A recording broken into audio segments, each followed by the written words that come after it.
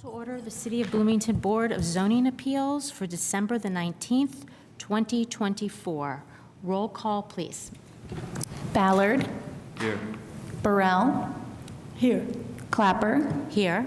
Throckmorton. Here. Okay, we have a set of meeting minutes to approve from the November 14th, 2024 meeting. Do I have a motion? I'll move approval of meeting minutes for November 14th, 2024. Do I have a second? Second? Any discussion? Okay, we're ready for a vote, please.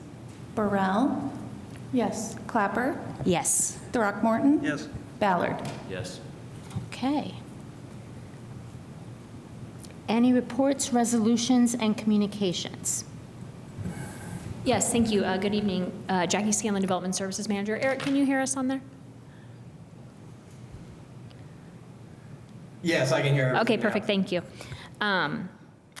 We wanted to acknowledge tonight is Barry Clapper's last hearing with us here on the Board of Zoning Appeals for this current iteration. Maybe she'll come back. Who knows? Sometimes they do. Joe's done that. Okay, so we wanted to, I wanted to acknowledge, just for those of you who know or don't know, Barry's first meeting of the Board of Zoning Appeals was in April of 2009. I'm not sure if Barry realized it was that long, but I think she probably did. So she joined the board at that time and then became the vice president in February of 2013. And so then Barry was elected as vice president annually every year until March of 2018 when she became the president, and she's been serving in that role since that time. So for those who don't know or aren't super familiar with the Board of Zoning Appeals, it can be an interesting job and also quite stressful. It requires a lot of thought and in a short amount of time. So the board members get their packet about a week before, so before that they have no idea what's coming to them because we can't talk to them about these cases. And so Ms. Clapper has made an effort over the years, as we were talking about the other day, to visit the sites and really get to know the UDO and be able to give thoughtful comments and sometimes suggestions to petitioners to try to come to fair resolutions. We just wanted to acknowledge what a wonderful job she has done. You know, it's not hard to balance. I mean, it is hard to balance your, what I would call your real life, and then your what you're doing here, giving of your time to be with us, and we really appreciate that. Over 15 years is a really long time to be doing that, especially basically running your own business that's in the field of what this board is, taking care of a family. So we really appreciate all the time you've given to us as a community, and we just wanted to say thank you and acknowledge that you are just such an excellent board member, and we will be sad to see you go, but we really appreciate all you've done, so thank you. Thank you so much. That is so kind of you. It's been a real pleasure to serve with all of you and, of course, to work with our excellent planning staff. I've learned so much in this process, and I really appreciate the opportunity to serve our community. So it's gone really quickly. 15 years has gone really fast. So thanks again. Okay, so this evening we have a number of petitions that are continued to January, and I will list them. They are AA-17-22, Joe Kemp Construction, LLC, and Blackwell Construction, Inc., V-27-22, Cutters Kirkwood 123, LLC, CU-31-24, Tim Henke, CU-33-24, Hat Rentals, LLC, and V-35-24, City of Bloomington Fire Department. This evening we have two petitions on our docket. They are CU/V-3224, 800 Cottages, LLC, and then we have V-34-24, Heath Atkins. Okay, so we are ready to hear CU/V-32-24, 800 Cottages, LLC. Can we please have the staff report?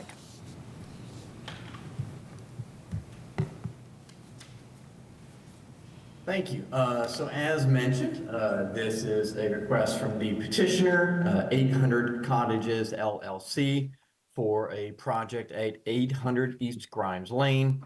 So the petitioner is here tonight to request conditional use approval to allow for a dwelling, duplex use in the residential small lot zoning district, and also a determinate sidewalk variance to not require the construction of a sidewalk. So the property, as I mentioned, is at the southeast corner of Grimes and Stall. It's zoned residential small lot. All surrounding properties are zoned single-family residential in the R3 and have been developed with single-family residences. The site currently has one house on it, a single-family residence, that would be removed with this petition to allow for a new duplex to be constructed. So because this is the R3, there is a build-to line that is required along the frontages. That's 15 feet. So the petitioner has shown the proposed duplex at that build-to line. As the board is aware, with many of the hearings that we have heard regarding duplexes, there are certain use-specific standards that apply to duplexes that we've gone into before. These are in regards to depth and presence of front porches, roof pitch and design, building setbacks being compatible. And so the petitioner has used all of those standards to come up with their proposed elevations that are shown here on the screen. And so along Grimes, there is a very consistent pattern of staggered low slope roofs. And so the petitioner has utilized that existing pattern along Grimes and constructed or shown what you see on the screen. So the duplex would be designed so that there is one unit facing Grimes to the north, and then the unit on the south side of the building would be facing Stoll to the west. So they've mimicked the roof pattern along the Grimes frontage that you can see on the bottom right of the screen, the north elevation. Each unit would only have 2 bedrooms in it, and is a 1-story structure. With the site plan, they've got a parking area that is shown on the south side of the site with an 18-foot wide driveway to accommodate traffic and parking on the site. Because there is a sidewalk on the adjacent property to the south, the UDO does require that a sidewalk would be constructed here. The sidewalk requirements are that, with new construction, if you are on a classified street or if there is a sidewalk on an adjacent frontage, you must construct a sidewalk on that property. So you can see here on the right side of the screen, the property just to the south of this, when it was constructed, installed a sidewalk along its frontage. And so that would require a sidewalk to be extended along this property along both frontages. So the petitioner, as I mentioned, is requesting a variance from the sidewalk requirement and is also requesting a conditional use approval to allow for the duplex. So real quickly, I'll just kind of step through again those use-specific standards that apply. So these dictate roof pitch, which I mentioned. The petitioner has used the existing pattern of roofs along Grimes to incorporate something that is identical pretty much to the pattern that you see along there. Both units do have front porch of similar width and depth of adjacent residences along this property or along this frontage. They are meeting the building setback requirement, which, as I mentioned, was the 15-foot build-to line. And then parking is coming on the far south side of the property with a driveway off of Stoll. So as I mentioned, also each unit will have only 2 bedrooms. So there's a total of 4 bedrooms in the duplex as a whole.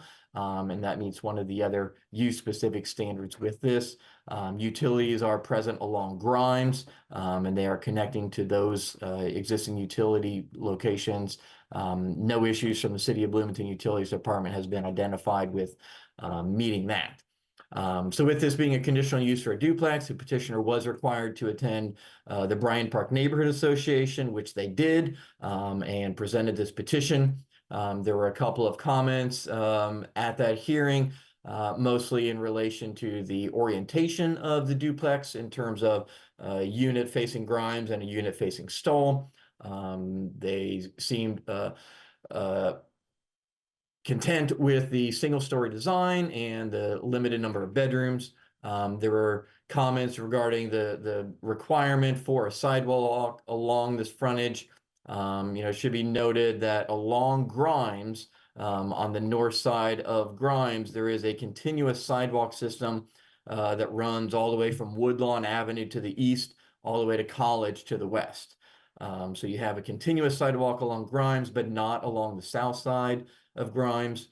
Just to the south of this on Stoll Avenue, you do have Templeton Elementary School. So Stoll Avenue does serve as one of the more direct connections to Templeton to the south. So this petition does meet all of the general compliance criteria, as well as the use specific criteria. The incorporation of a duplex within the developed area of Bloomington does meet a lot of the comprehensive plan goals for infill development and accommodating diversity of housing. As I mentioned, there are no issues that have been identified with connecting to existing utilities, and that the development of this site does require the installation of the sidewalk. So there are no regulated natural or scenic features on the property. It is not located in a historic district. And then, as I mentioned, they did attend the neighborhood meeting as required, and have incorporated some of the comments from that in regards to the orientation of the units on this property. So this would be constructed all at once. There is no phasing plan. So we did find that it meets all of the criteria applicable to conditional uses. And then, as I mentioned, the petitioner is also requesting a determinate sidewalk variance to not require a sidewalk along either frontage, either the Grimes or Stoll property. So with the findings for the sidewalk variance, the first of those is that the approval will not be injurious to the public health, safety, or morals, or general welfare. We did find that not requiring the sidewalk along Grimes would not be injurious due to the presence of the sidewalk on the other side of the street. And however, though the traffic volume on Stoll was relatively low, the observed traffic speeds did exceed the posted speed limit. And this was a route to Templeton Elementary, so it did serve kind of as an essential component. So we did find that there could be some injury to the public health as a relation to not requiring a sidewalk along Stoll. In regards to the next finding of the use and value, we did not find that there would be any negative impact on the use or value adjacent to this as a result of not requiring sidewalks. It does not affect the ability of the adjacent properties to be utilized as single-family residences. And then, as I mentioned, there is a sidewalk system along the north side of Grimes, and the low traffic volume on Stoll would reduce potential impacts to adjacent properties along that frontage. However, certainly as the board is aware, the third criteria is oftentimes the most difficult, and that is in relation to finding a practical difficulty in the use of the property that is peculiar to the property in question. So in that regard, we were not able to find any practical difficulties in the use of the property as a result of requiring the sidewalk. It would still be able to be utilized as single-family residence. Requiring the sidewalk along there would not affect the use of the property. So there is not a practical difficulty in the use of the property as it relates to the installation of a sidewalk. But then also, again, we did not find any peculiar conditions about the property that prevented a sidewalk from being installed. There is some topography and slope along Stoll Avenue. However, it is not a significant amount of slope that would prevent a sidewalk. The frontage along Grimes, again, is relatively flat as well. And so there are no topographic or environmental constraints or anything that we found that was peculiar to the property that would prevent the sidewalk from being installed. So as we were not able to find any practical difficulties that were peculiar, we were not able to recommend approval of the sidewalk variance. So with that findings and with this report, we are recommending that the board adopt the findings and approve the conditional use request, but deny the determinate sidewalk variance request with the 3 conditions that are listed in staff's report. And I'm happy to answer any questions. Thank you very much, Eric. Okay, the petitioner's representative, if you could step to the lectern, and then you'll state your name and I will swear you in.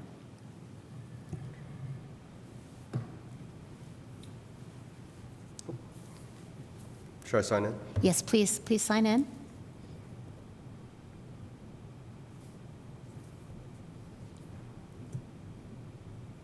I'm Ernest Shi.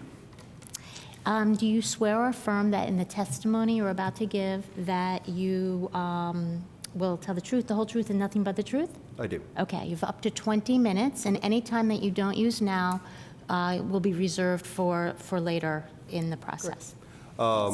Thank you, Eric, for kind of detailing the process. I think it was a very smooth process. Had a good neighborhood meeting, made the changes that were requested. Would like to thank Jan Sorby with Bryant Park Neighborhood for us, taking the time to suggest the changes that she did, which ultimately led us into, what we've got here today.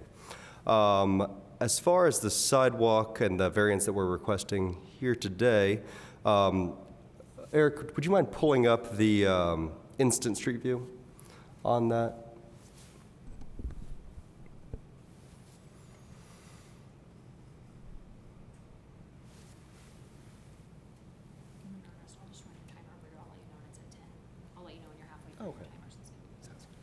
So is it possible to zoom in on that side? Well, first of all, the sidewalk on the north side of Grimes, as you can see, does not have a tree plot, so it wouldn't be, up to what you would expect.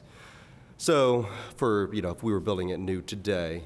So if we look at that lot, there's a hydrant and a stop sign at the road. So it would be, if we had a sidewalk, it would be impossible to put a crossing in that spot. And the current sidewalk on the south side of this lot does not meet the current tree plot or sidewalk size. So it wouldn't match up anyway, and that sidewalk is only, an island sidewalk on that lot that was put in that doesn't match up today's code. So with all of that in mind and having to put a sidewalk that wouldn't match the only other sidewalk in that area to the south, and then having it wrap all the way along the other side that doesn't match the sidewalk to the north, it feels like it wouldn't be a very aesthetic or functional choice because it's an island sidewalk still.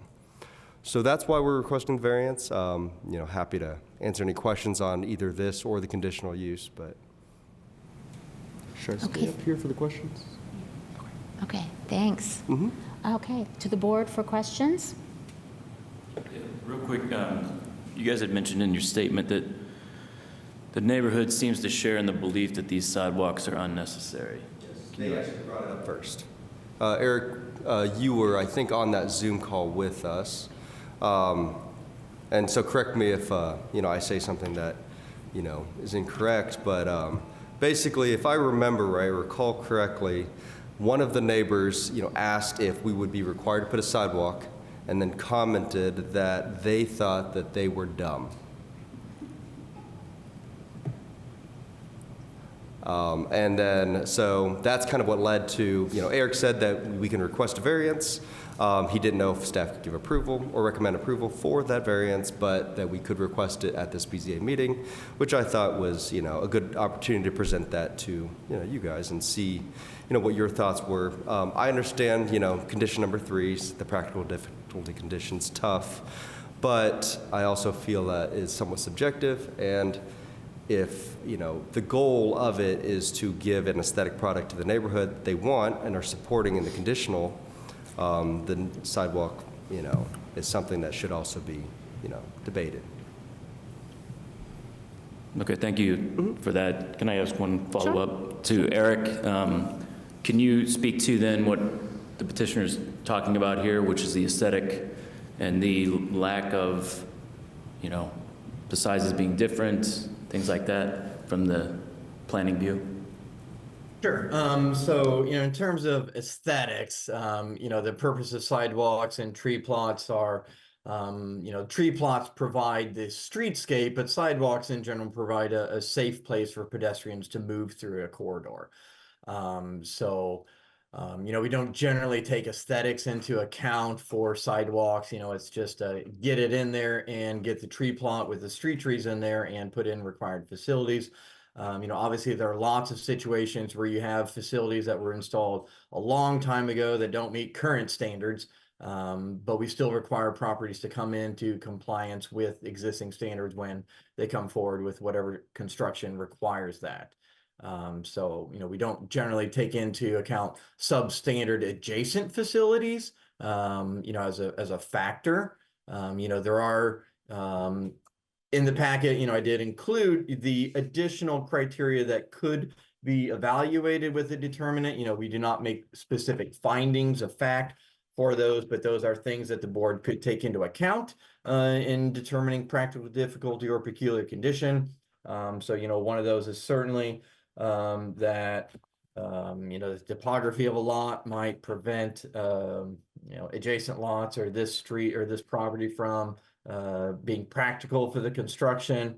Those are in the packet, so the board can look at that. But there are some additional things that you could look at in regards to peculiar condition and practical difficulty. Thank you. I'm going to follow up. So beyond the aesthetics, well, maybe in conjunction with, but so there's no idea of coherence on a block face for how we treat improvements? I mean, Well, so streets as a whole, will have a typology. So Grimes, for instance, has a neighborhood connector typology, which says that you should have a tree plot of X width and a sidewalk of X width. Stoll Avenue has a neighborhood residential typology, and again has a recommended pedestrian facility width of X and a street tree width of X. So that's just what is specific to that typology in the street. Both of these, I believe, would be a 5-foot tree plot and 6-foot sidewalk, and that is typical for both of those typologies. And so, like I said, when something comes forward for construction, we look at what existing requirements are. And so that's what the current UDO says would be required here, regardless of what is on adjacent facilities. They have to put in what is currently required. and I believe the code allows for the petitioner, if they should have to move forward with the sidewalks, isn't there some discretion by the planning director as to pedestrian facilities? So if they were to apply to have the sidewalks, say along Stoll, match the existing sidewalks that's there, that could be considered? Absolutely, yeah. So the director can adjust some of those standards, tree plot width, sidewalk width, if it's found appropriate, to match existing facilities. So that would be something that we can certainly discuss with the director if that is something that the board goes with the denial of the variance for the sidewalk. And then can I ask you about the hydrant? How does that get handled typically when once? So we would work with engineering on that. We'd obviously go around it in some way. Sometimes those cut through corners of a property to get that connection. Each of those is kind of handled individually, so I can't say that there's a one answer for every situation. We work with what the constraints are to get something in along the front edge and get the two to tie together appropriately. So we'd work with the engineering department on that. Okay, so that's not out of the ordinary for what you see when people are required to put in sidewalks? Oftentimes you have a lot of variety of features within the right-of-way at corners, whether it's a traffic control signal box or a hydrant or a stop sign or a light pole. Those are obviously very common things that you'll have at an intersection. So there are a variety of different ways to work around those. If for some reason the sidewalk has to be pushed back a little bit and be on the property, that's fine. We would just get an easement for that. But I had not had specific conversations on the specifics of how that would look at that intersection. But I would imagine there is a solution. Okay. So one other follow-up on this, just the same issue. So does the engineering staff provide some guidance to the petitioner, or is the petitioner responsible for engineering a solution?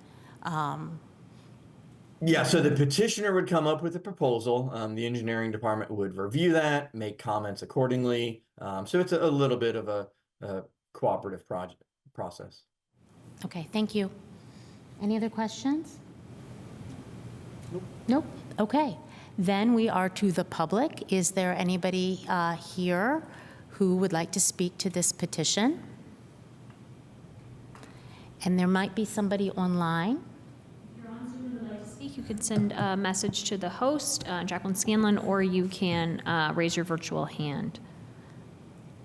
I don't think we have anyone online. Yep, nothing. Okay, then we are back to the petitioner for any final comments. You have, if you could just, speak at the podium. So going back to what's required, nothing that's around it matches, just to reiterate, nothing on the north side of Grimes, nothing going along Stoll to the south matches up with what is currently required. I realize that the planning director can adjust some of those things, but even if we adjusted it to something that's not required, or to something that doesn't meet current standards, there is nothing also to the west. If it was just a strip of sidewalk along Stoll going to Grimes, that's one thing, but wrapping around and going up Grimes to another dead end, I think is where, we thought it would just, exacerbate the problem of these, random sidewalks, but. Okay, thanks. Okay, so we are back to the board for action. I have a question. Sure. I have a question. So Eric, are we talking about a sidewalk on Stoll, or is it a sidewalk on Stoll and Grimes because this is a corner lot? The sidewalk on both frontages. Both frontages. So Grimes on that end has no sidewalks all the way up, and then on Stoll, it has a sidewalk. Yeah, so the property to the south of this on Stoll has the sidewalk along the front. So the presence of that is what triggers the sidewalk to be installed on this property, and it would have to be done on both frontages. So along Grimes, as you go along the corridor, it's kind of hit and miss as you go west. There are some portions along the south side of Grimes where you have sidewalk, and then lots of portions where you don't. As I mentioned, along the north side of Grimes, there is a continuous sidewalk the entire length from Woodlawn to the east and College to the west. And then along the south side of Grimes, it's kind of scattered. Okay, so that's why I was trying to understand what the petitioner is saying. So they will be just sidewalks on Grimes and Stowe, but just them, except their neighbors won't have it. Okay. All right, thank you. I'll go ahead and make the motion so we can continue discussion. So I'm going to move on CU/V-32-24 that we approve the conditional use and deny the variance with, I think is that what that says? Yes, that's the, And then the following conditions with the conditional use approval is limited to the design shown and discussed in the packet. Street trees not more than 30 feet from center are required along the property frontage. And then a 6-foot wide sidewalk with tree plot and street trees are required along both frontages. Any portions of the sidewalk not located in the public right-of-way must be placed in a pedestrian easement. okay. Do we have a second? Second. Okay. Yeah. Discussion? So, now for the discussion portion of that. Reason I'll say it, we've sat on this board long enough to know that I feel very strongly that we're not only looking about what's going to happen as soon as the sidewalk's built, but what's going to happen in 10 years. And that is, we see that as part of the overall plan. So I understand what the UDO is trying to do, which is, continue with development. As development continues, the sidewalks follow. And so that's why I would advocate for the denial of the variance, because I do think that down the road, not right away, but eventually, those sidewalks will connect, because I've seen it happen too many places. So that's why. Any other comments? Oh, I will make one other. Sure. Well, I appreciate public comment. Sidewalks are dumb is probably not a really strong argument against it. I understand, I think, what the comment was, which is they don't see the value of having an island sidewalk. And that's why I stress the point of they're an island for a short time, but if development continues properly, they won't be.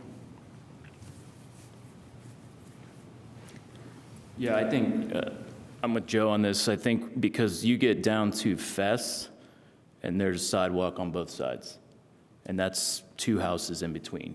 So that's not 15 houses in between, that's 2. That has a very high likelihood of connecting that block, and then you're connecting from Fess on. I also think the part of Stull, even though it is odd, and I personally think maybe more consideration needs to happen with that as we do these things to make sure they're connecting and they're same size, because it is kind of weird when people are like, why are we hooking this up to something that's less wide? So, but that's a future conversation probably. But I also think on Stull, where that one sidewalk is, there's several houses in there, to me, that could be developed in some way over the next couple of years, and then it's going to connect Stull as well. So, yeah, I'm with Joe on this. I think it's the bigger picture we're looking at, and I think we're zooming out to say, right, what's the 10-year plan going to look like? Then I would just encourage the petitioner to go through the process to ask if it would be possible to have the new sidewalk match the existing sidewalk, just to have that continuity. It seems to make, I think it will make more sense to people that way. Sort of. Agreed. Okay, any further comments? Okay, then I think we are ready for a vote.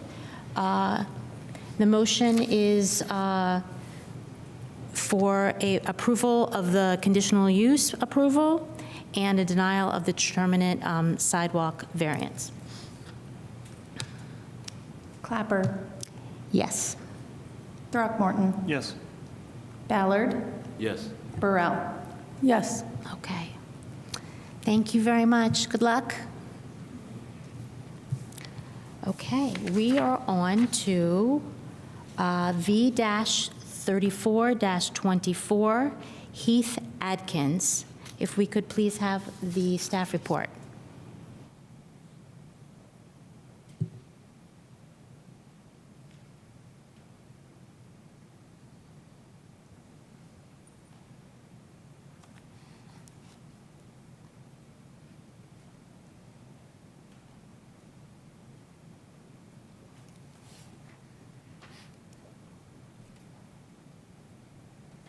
All right, good evening. Before you is a variance request to allow driveway access directly off of Lindbergh Drive instead of from the alley. And this property is in R2, medium build residential zoning. And there is a Cars Conservancy easement as well on the property abutting the alley. So as you can see here, the property in question and properties to the north, south, and west are all zoned R2. And across the street, across Lindbergh Drive to the east, is multifamily residential housing, which is managed by the Bloomington Housing Authority. Aerial view here shows that there is a sidewalk along the east side of Lindbergh Drive, and then the property in question is between Lindbergh Drive and that improved alley.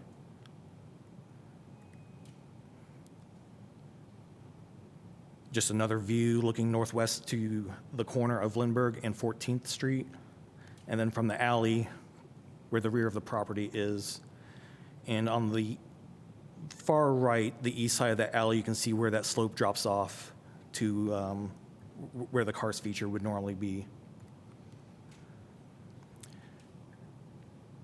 So as discussed, the issue at hand here is that the UDO requires for any property that has direct access to an alley for the driveway to not be located off of the street, but off of that alley. But in our review of the initial housing plans, we discovered that there was a cars feature in the area, and due to that cars feature, it required a cars easement area to be established on the property, which ended up taking the entire rear portion of the property. And with the cars conservement easement, essentially no land disturbing activities are allowed to occur. So when you combine both of these two requirements out of the UDO, it would make an impossible situation where no driveway would be allowed with those established requirements. Now, which this brings us to here, where a variance would be required to have a driveway in either case.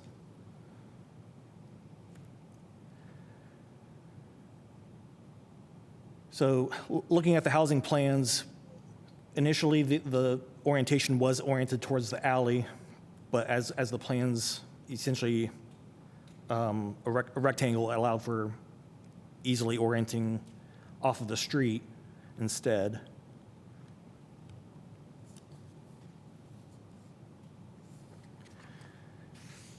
And if we go back,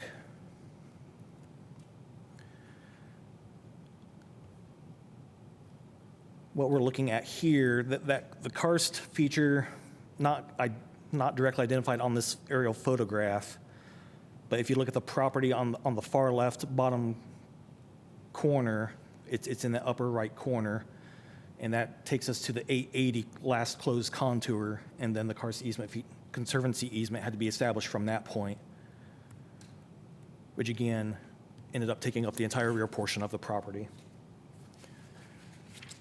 So in looking at our proposed findings for our first question, the approval will not be injurious to the public health, safety, morals, and general welfare of the community.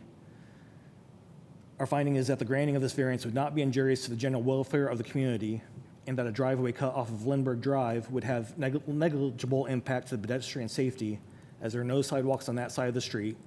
All streets in the area are classified as neighborhood residential, which provides high visibility and lower traffic than other street classifications. And the driveway would be located more than 50 feet from that nearest intersecting street of 14th Street.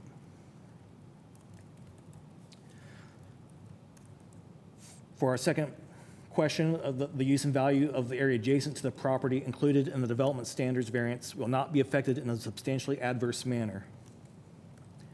We find that the use and value of the areas adjacent to the property would not be affected in a substantially adverse manner, as there are other properties along North Lindbergh and North Olytic that share the same alley as the petitioner, but also have driveway access from the street instead of utilizing that alley.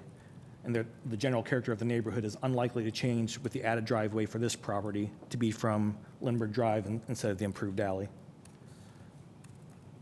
Our third criteria we look at is that the strict application of the terms of the Unified Development Ordinance will result in practical difficulties in the use of the property, that those practical difficulties are peculiar to the property in question, and that the development standards variance will relieve the practical difficulties. So as we discussed, the strict application of the UDO would essentially prohibit a driveway from being located on this property due to how those regulations are established.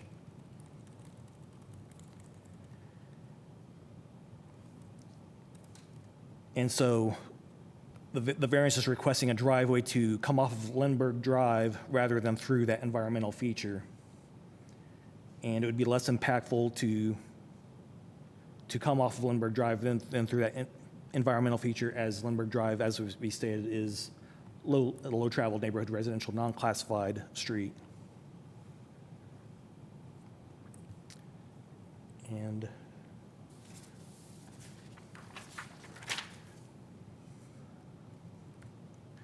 so it is our recommendation that the Board of Zoning Appeals adopts the proposed findings and approve case V-34-24 with the following condition: that the driveway design and placement is constructed per the specifications discussed in this packet. Thank you, Joe. Is the petitioner here? If you could please step to the lectern and sign in.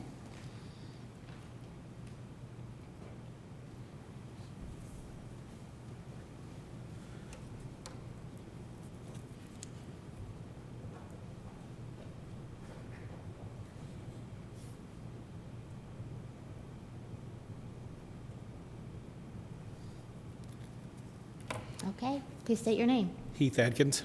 Do you swear or affirm that in the testimony you're about to give, that you will tell the truth, the whole truth, and nothing but the truth? Yes. Okay, you have up to 20 minutes. Okay. Thanks.